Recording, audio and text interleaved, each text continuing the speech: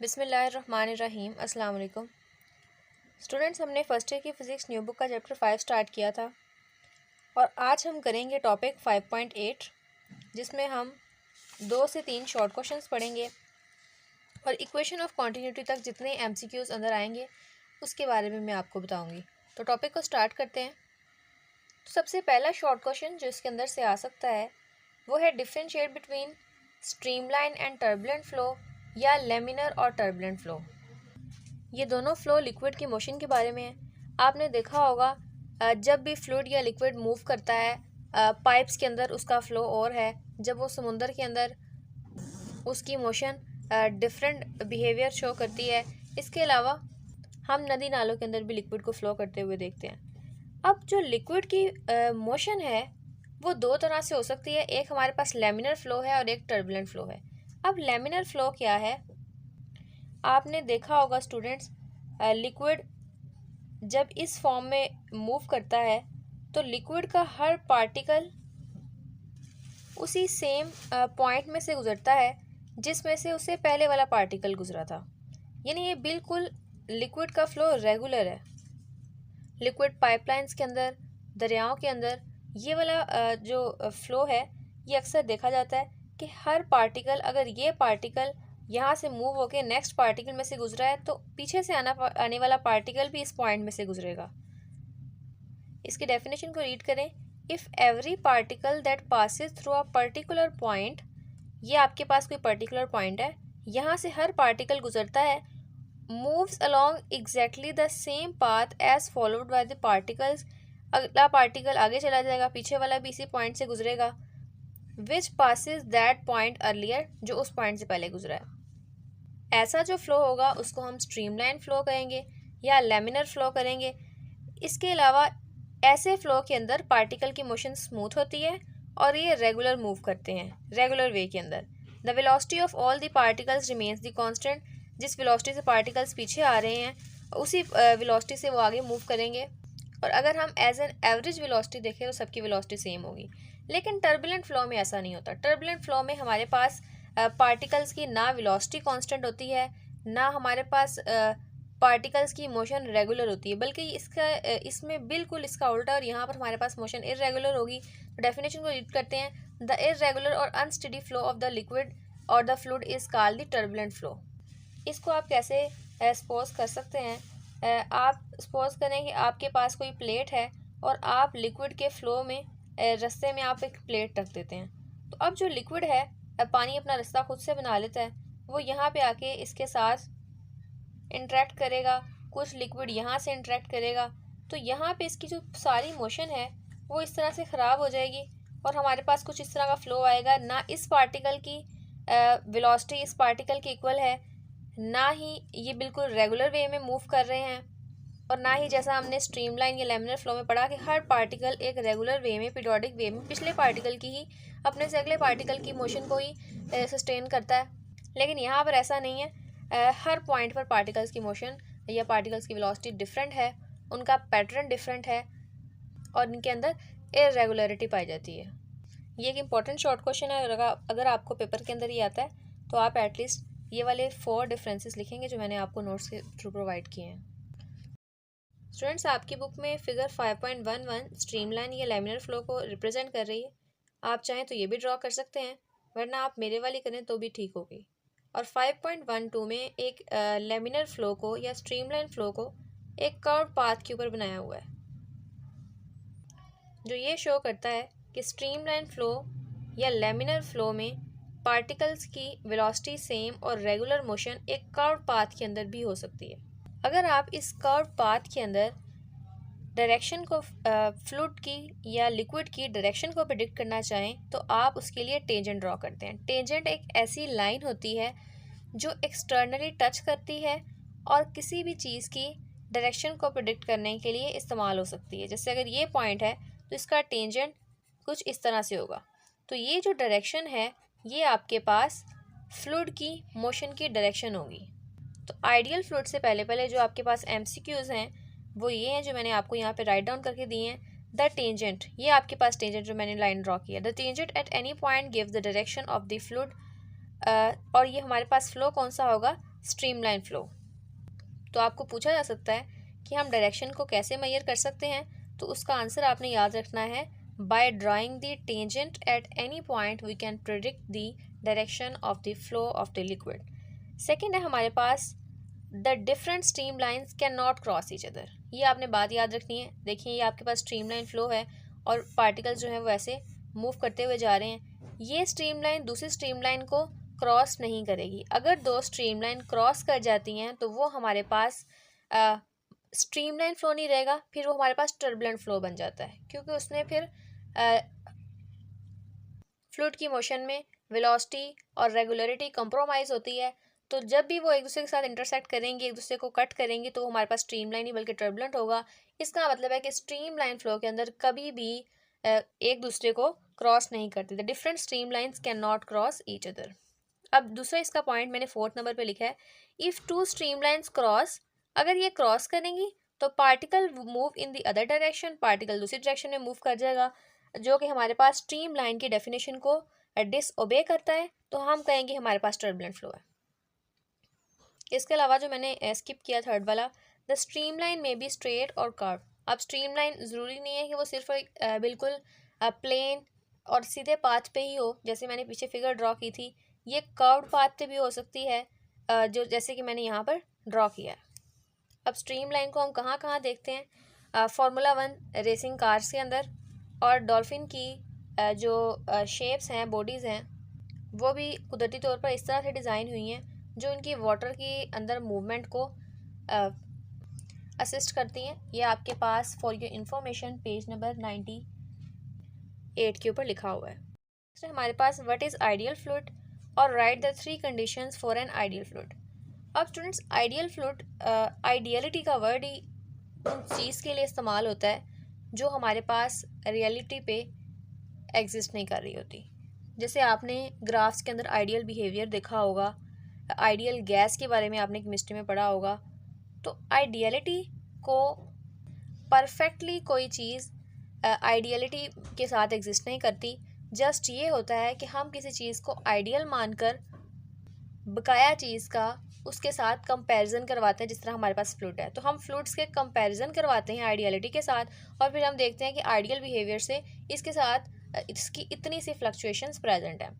तो ideal fluid की 3 conditions हैं जो अभी हम नेक्स्ट पेज पे पढ़ेंगे। डेफिनेशन ऐसा सच आपकी बुक में नहीं दी गई, तो आप ये वाली डेफिनेशन कर सकते हैं कि एक आइडियल फ्लूइड जिसके अंदर मैंने तीनों कंडीशंस को मर्ज कर दिया है, जिसकी विस्कोसिटी 0 हो। अब मैं आपको बताती हूँ कि विस्कोसिटी 0 होने का मतलब क्या है। इनकम्प्रेसिबल हो और उसकी मोशन स्टेडी हो। अगर ये 3 खसूसियात एक लिक्विड के अंदर या फ्लूइड के अंदर पाई जाती हैं तो हम कहेंगे हमारे पास वो एक आइडियल फ्लूइड है। अब विस्कोसिटी का मतलब क्या है, ये आपके लिए न्यू टर्म होगी। विस्कोसिटी का मतलब होता है फ्लूइड के लेयर्स के दरमियान एक इंटरनल रेजिस्टेंस होती है जो उसको फ्लो करने से रोकती है। जैसे आपने देखा होगा, जब आप हनी को किसी भी सरफेस के ऊपर स्प्रेड करते हैं, तो स्टूडेंट्स अगर यहाँ से हनी बाहर निकलता है तो उसकी एक लेयर होगी, फिर से दूसरी लेयर इसके ऊपर बनेगी, तीसरी लेयर बनेगी। कुछ इस तरह से layer by layer pattern Honey का हम देखते हैं, और ये उसकी विस्कोसिटी की वजह से। अगर आप पानी को देखें तो पानी के अंदर ऐसा बिहेवियर बहुत नेग्लिजिबल होता है, तो हम कहते हैं कि पानी की विस्कोसिटी बहुत कम है और हनी की विस्कोसिटी ज़्यादा है। इसके अलावा नेक्स्ट है हमारे पास इनकम्प्रेसिबल। इनकम्प्रेसिबल वो चीज़ होती है जिसकी डेंसिटी कांस्टेंट होती है, और इसके अलावा हमारे पास मोशन स्टेडी होती है। स्टेडी होने का मतलब है कि बिल्कुल रेगुलर परफेक्ट पैटर्न के साथ जा रही हो। तो ये तमाम कंडीशन एक आइडियल फ्लूइड के लिए जो हमारे पास एग्जिस्ट नहीं करता। तो अब हम इसको डिटेल में देखते हैं इन पॉइंट्स को। The fluid is non viscous, there is no frictional force between adjacent layers of the fluid. तो वही बात हो गई जो मैंने आपको पहले बताई। हर लिक्विड की विस्कोसिटी होती है, चाहे वो हनी हो, चाहे वो वाटर हो, चाहे वो मिल्क हो। कोई भी लिक्विड नॉन विस्कस नहीं होता, बस विस्कोसिटी किसी में ज़्यादा है और किसी में कम है। अब आइडियल फ्लूइड वो है जिसमें विस्कोसिटी 0 होनी चाहिए, वो लिक्विड नॉन विस्कस हो। तो क्योंकि ऐसा पॉसिबल नहीं है तो हम कहते हैं this is the condition for the ideal fluid. Second है हमारे पास द फ्लूइड इज़ इनकम्प्रेसिबल, कि उसकी डेंसिटी हमारे पास कांस्टेंट होनी चाहिए। हर फ्लूइड हमारे पास कंप्रेसिबल है, तो इसलिए हम कहते हैं कि ये हमारे पास आइडियलिटी को की तरफ लेके जाता है। ये होता है कि कुछ लिक्विड जो हैं वो एक ख़ास हद तक कंप्रेसिबल होते हैं, उससे ज़्यादा वो कंप्रेसिबल नहीं होते। आइडियलिटी की कंडीशन ये है कि फ्लूइड जो है वो बिल्कुल कंप्रेसिबल नहीं होना चाहिए, इट शुड बी इनकम्प्रेसिबल। उसके बाद है हमारे पास कि फ्लूइड की मोशन हमारे पास स्टेडी हो, परफेक्ट हो, रेगुलर पैटर्न में हो और यहाँ पर कोई किसी भी किस्म की फ्लक्चुएशन ना आए। इसके बाद स्टूडेंट्स हमारे पास थर्ड शॉर्ट क्वेश्चन है, what is the rate of flow of the liquid. Rate of flow हमारे पास क्या है? सपोज करें कि ये आपके पास कोई भी क्रॉस सेक्शनल एरिया है और हम इसका छोटा सा सेक्शन लेते हैं इस पाइप का। हमने इतना सा इसका सेक्शन लिया। अब हम क्या कहेंगे? हम कहते हैं कि इस स्पेसिफिक वॉल्यूम के अंदर से, सिर्फ इतने से पार्ट के अंदर से, हम इतने से पार्ट को कंसिडर कर रहे हैं, उसके अंदर कितना वॉल्यूम ऑफ द लिक्विड पास हो रहा है और कितने टाइम के अंदर पास हो रहा है। अगर हम वॉल्यूम और टाइम को डिवाइड कर दें तो हम कहेंगे this is the rate of flow. The rate of flow of a liquid through a pipe is the volume of the fluid passing through any cross section. ये एनी क्रॉस सेक्शन है और ये volume of the fluid है और ये इसके अंदर से पास कर रहा है पर यूनिट टाइम, और उसको हम टाइम से डिवाइड करेंगे तो हमारे पास rate of flow of liquid आएगा।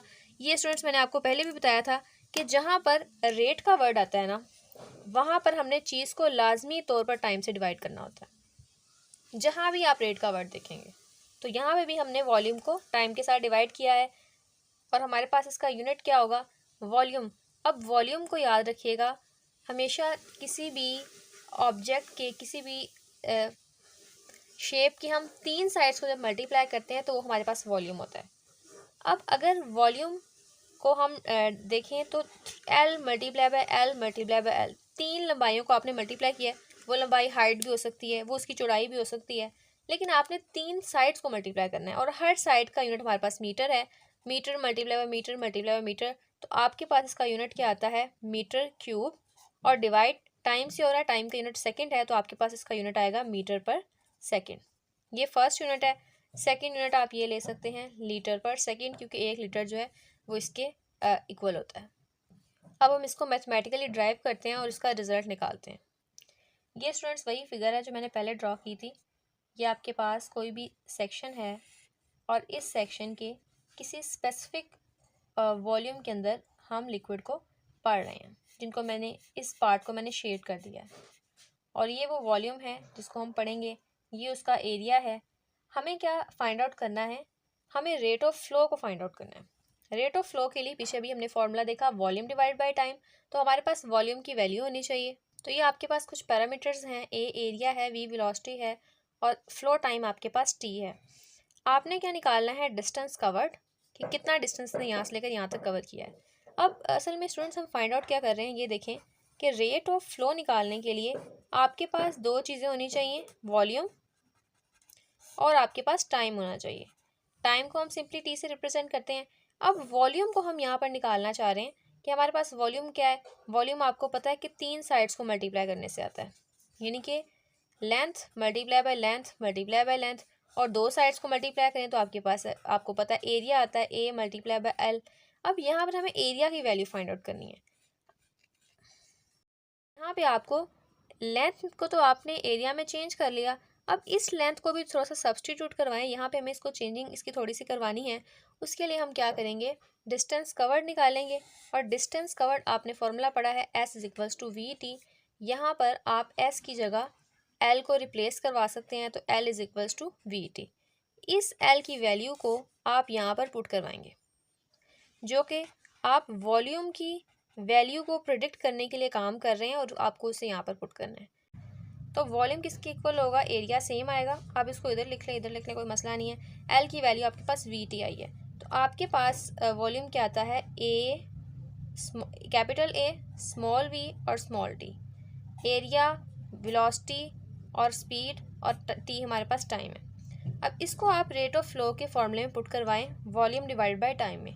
तो वॉल्यूम की वैल्यू आपके पास ए वी टी है, इसे पुट करवाएं और टाइम से डिवाइड करें, टी टी से कैंसिल। रेट ऑफ फ्लो आपके पास आता है एरिया और स्पीड ऑफ द फ्लूइड के प्रोडक्ट के इक्वल। तो आप इसका रिजल्ट खुद से यहाँ पे राइट डाउन कर सकते हैं। The rate of the flow of the liquid is equal to the product of, rate of flow of a liquid is equal to the product, यानी आप दोनों को मल्टीप्लाई कर रहे हैं। Area of the cross section and the velocity of the liquid. इसके बाद आपके पास टॉपिक 5.8 का लास्ट शॉर्ट क्वेश्चन है स्टेडी फ्लो। स्टेडी फ्लो बिल्कुल स्ट्रीमलाइन फ्लो की तरह ही है। अगर आपके पास फ्लो पैटर्न टाइम के साथ चेंज नहीं होता और जैसा फ्लो पैटर्न पहले था बाद में भी वैसा ही रहता है, तो आप कहेंगे कि ये जो हमारे पास फ्लो पैटर्न है ये हमारे पास स्टेडी फ्लो होगा। Where every particle of the fluid follows the same line as previous particle. जैसे कि प्रीवियस पार्टिकल ने जो पाथ फॉलो किया है, जो लाइन फॉलो की है, पीछे से आने वाला पार्टिकल भी उसी को फॉलो करता हुआ आगे की तरफ जाएगा। तो ये था स्टूडेंट हमारा आज का टॉपिक। मिलते हैं नेक्स्ट वीडियो में टॉपिक 5.9 इक्वेशन ऑफ कॉन्टिन्यूटी के साथ। तब तक के लिए अल्लाह हाफिज़।